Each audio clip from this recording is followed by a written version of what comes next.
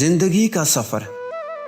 انسان دو قسم کے ہوتے ہیں، ایک وہ جن کی تربیت مصائب کی درسگاہ میں ہوتی ہے اور دوسرے وہ جن کی تربیت آسانیوں کی درسگاہ میں ہوتی ہے۔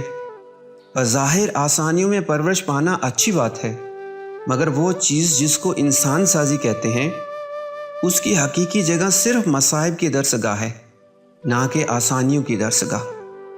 کسی کا یہ قول نہایت درست ہے کہ سہولت نہیں بلکہ جدوجہد، آسانی نہیں بلکہ مشکل وہ چیز ہے جو انسان کو انسان بناتی ہے۔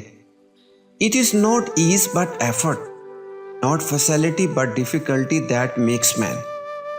زندگی کے سیلاب میں بے شمار لوگ مصیبتوں کی زد میں آتے ہیں، مگر مشاہدہ بتاتا ہے کہ عام طور پر لوگوں کا انجام دو قسم کا ہوتا ہے۔ ایک وہ لوگ جو مصیبتوں کے مقابلے میں ٹھہر نہیں پاتے اور مایوسی اور دل شکستگی کا شکار ہو کر رہ جاتے ہیں۔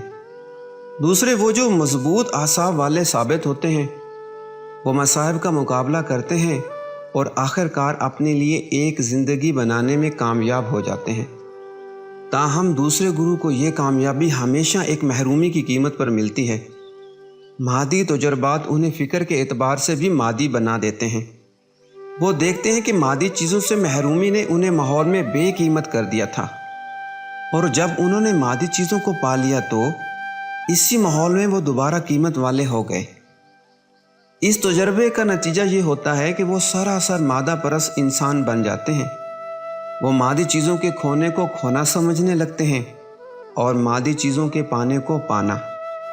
مصیبتوں میں پڑنے کا اصل فائدہ سبق اور نصیحت ہے، مگر یہ فائدہ صرف اس وقت ملتا ہے جب کہ آدمی مصیبتوں کی زد میں آئے مگر وہ ہلاک نہ ہو۔ وہ زندگی کی تلخیوں سے دوچار ہو مگر ان سے اوپر اٹھ کر سوچے۔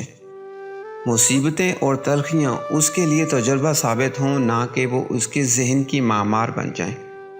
مولانا وحید الدین کی کتاب کتاب زندگی۔